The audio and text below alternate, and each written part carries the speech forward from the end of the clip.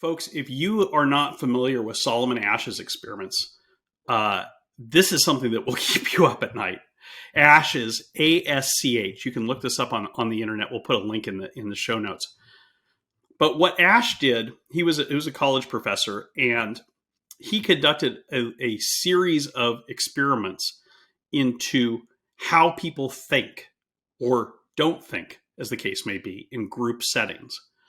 And the way that his first set of experiments, he got a group of 11 theater majors, acting students, together to play the role of participants in a study of human perception.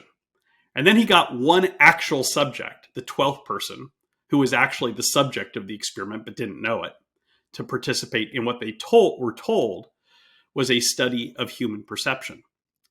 And then Asch created a series of cards, and we'll put an image in the show notes, or maybe our producer Sam can put one on screen right now. But these cards would have a line drawn on them, say a 4-inch line on one card, and then the other card would have 3 lines. One is identical to the line on the other card. The others are wildly different. So if it was a 4-inch line on one card, the other card would have one line that was an inch long and a line that was 4 inches long and a line that was 6 inches long. So in the controls for this, as Asch put it, you had to either be physically or mentally impaired not to be able to get the right answer every single time. There was no wiggle room. There was no need to squint. It was glaringly obvious which of the 3 lines on the one card matched the line on the other card. But this wasn't a test of human perception.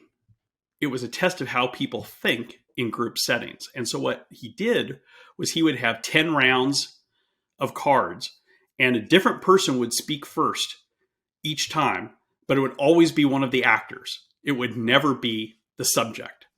And the first couple of cards, they would give the right answer. But starting on the 3rd or the 4th card, the actors would start to give the wrong answer. And then whoever spoke first would say it's line 3 on the second card when it was clearly line 1. And everyone else would nod and say yes, as they went around the room. And they always made it so that the subject was in the middle of the group or at the end of the group. But not every single time, but in each session of, doing this a dozen times or 10 times, whatever it was, at least once, and often a lot more than once, the actual subject would give the wrong answer. Right. It was demonstrably wrong because they were falling victim to what would later be called groupthink. But the thing that's most troubling isn't that. The thing that's most troubling is that when Asch and his fellow researchers would interview them afterwards, most people, when they were asked, why did you give the wrong answer when it was so obviously wrong, didn't know they'd given the wrong answer. There's that ingrained into conformity. It was, yeah.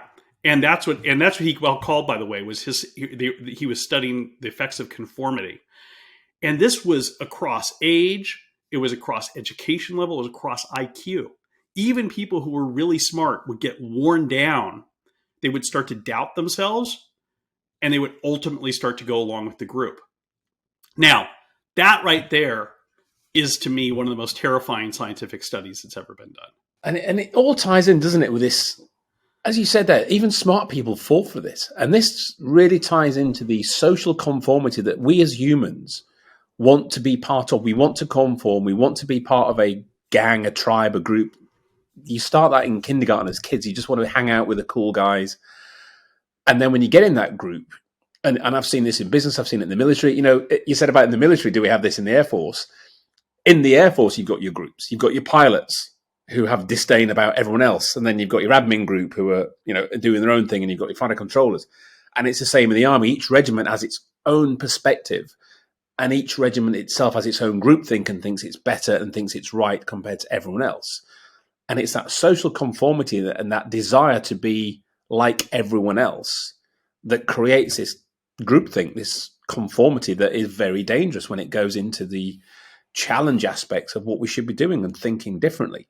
So how do we look at, how do we identify this in organizations? And then how do we start, countering it. Well, let's start with how you identify it. And just before we get into that, just on what you said about what you saw in the military, I mean, it's worth noting that Irving Janis did his pioneering work on groupthink by studying the Bay of Pigs fiasco in the United States and seeing how a military plan that was ill-conceived from the start and that objectively senior military folks had said had little, if any, chance of succeeding, ended up becoming something that people were wildly enthusiastic about, and everybody was convinced was going to be the most brilliant military